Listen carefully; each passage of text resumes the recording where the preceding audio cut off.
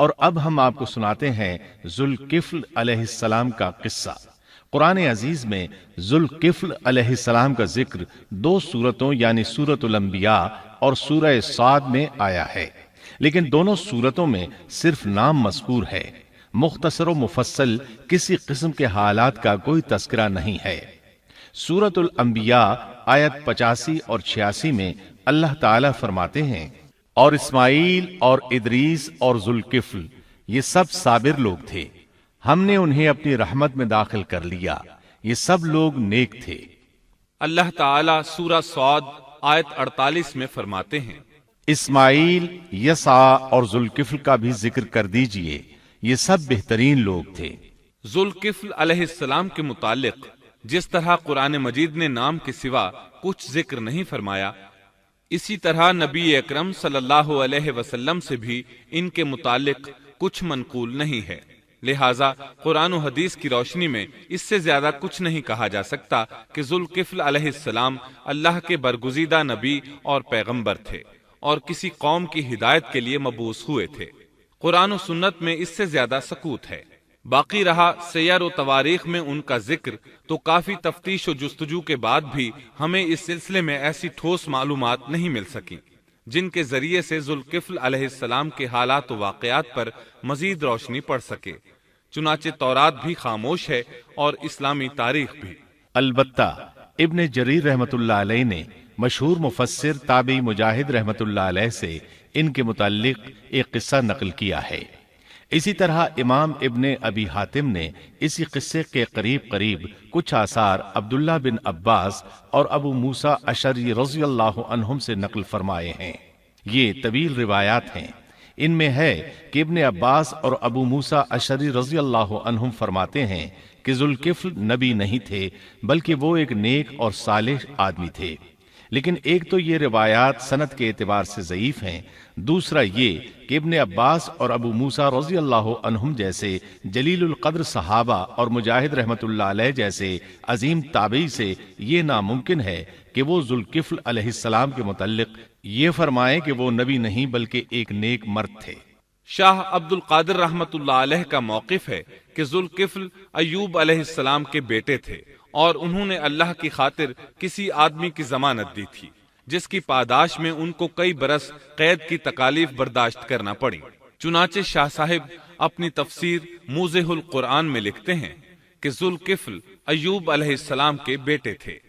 ایک شخص کے ضامن ہو کر کئی برس قید رہے اور اللہ کی خاطر یہ مشقت سہی۔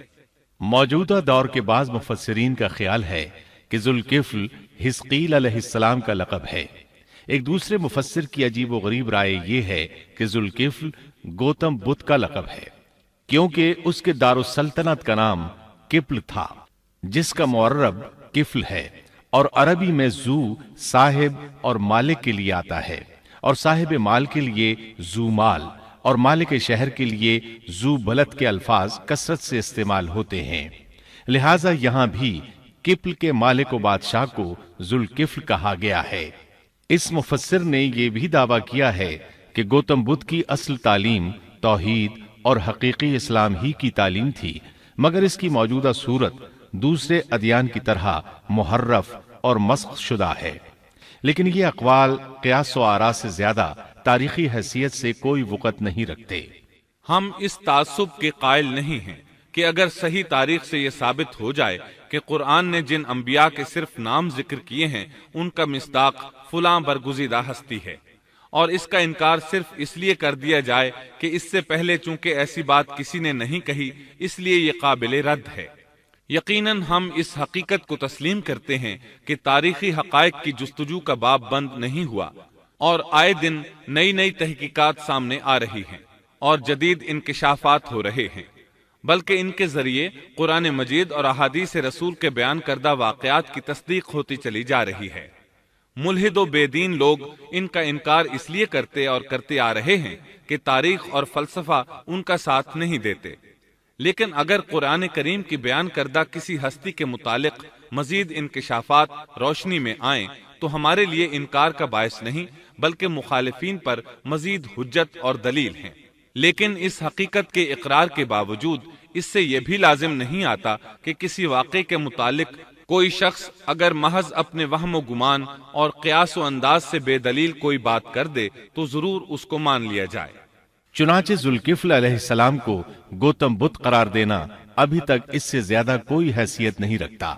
ہمارے لیے دنیا کے مختلف گوشوں میں اللہ کے فرستادہ نبیوں پر ایمان لانے کے لیے قرآن کی وہ تینوں دفعات کافی ہیں جو دین اسلام کا امتیازی وصف ہیں۔ سورۃ الفاتر آیت 24 میں اللہ تعالیٰ فرماتے ہیں، اور کوئی امت ایسی نہیں ہوئی جس میں کوئی ڈر سنانے والا نہ گزرا ہو۔ سورۃ المومن آیت 78 میں اللہ تعالیٰ فرماتے ہیں، بعض انبیاء کے واقعات ہم آپ کو بیان کر چکے ہیں اور ان میں سے بعض کے قصے تو ہم نے آپ کو بیان ہی نہیں کیے۔ سورۃ البقرہ آیت 136 میں اللہ تعالیٰ فرماتے ہیں، ہم رسولوں میں سے کسی کے درمیان فرق نہیں کرتے۔ اس لیے ایک مومن کا یہ عقیدہ ہونا چاہیے کہ ہم اللہ کے انبیاء میں سے کسی نبی کے درمیان کوئی فرق نہیں کرتے، یعنی تمام انبیاء پر ایمان لاتے ہیں۔ اس صاف اور واضح عقیدے کے بعد اگر ہمارے سامنے کسی ملک اور کسی خطے کے انبیاء اور رسول کے واقعات نہیں بھی آئے تو اس کے اسباب و وجوہات اور ہیں، لیکن جہاں تک ان پر ایمان لانے کا تعلق ہے وہ اختصار سے بھی کافی ہے، اور ان کی تفصیلات سے آگاہی ہماری رشد و ہدایت کے مقاصد یعنی اللہ پر ایمان اور نیک اعمال کے لیے ضروری نہیں ہے، خصوصاً جبکہ اللہ تعالیٰ نے ہم پر یہ حقیقت بھی قرآن مجید میں واضح کر دی ہے کہ نبی اکرم صلی اللہ علیہ وسلم خاتم النبیین ہیں اور تمام سچے ادیان کی صحیح اور حقیقی تعلیم کی تصدیق کر کے ان کو بلند درجات کے درجہ کمال تک پہنچانے والے ہیں، جیسا کہ سورۃ المائدہ آیت 3 میں اللہ تعالیٰ فرماتے ہیں، آج میں نے تمہارے لیے دین کو کامل کر دیا اور تم پر اپنا انعام بھرپور کر دیا اور تمہارے لیے اسلام کے دین ہونے پر رضامند ہو گیا۔ خلاصہ کلام یہ کہ ہمیں یہ تسلیم ہے کہ ہندوستان میں بھی اللہ کے سچے نبی اور پیغمبر مبعوث ہوئے، بلکہ سیرت نگاروں کی روایات کے مطابق ابو البشر آدم علیہ السلام اسی ہندوستان کے کسی گوشے میں اتارے گئے، لیکن جب تک قرآن و حدیث کی صراحت یا تاریخ کے صحیح دلائل و براہین سے یہ ثابت نہ ہو جائے کہ ذوالکفل گوتم بدھ کا لقب ہے، محض قیاس و آراء کی بنا پر ہم اس کو تسلیم نہیں کرتے، کیونکہ جس طرح کسی نبی کو نہ ماننا کفر کی راہ ہے، اسی طرح کسی غیر نبی کو نبی تسلیم کرنا بھی باطل ہے۔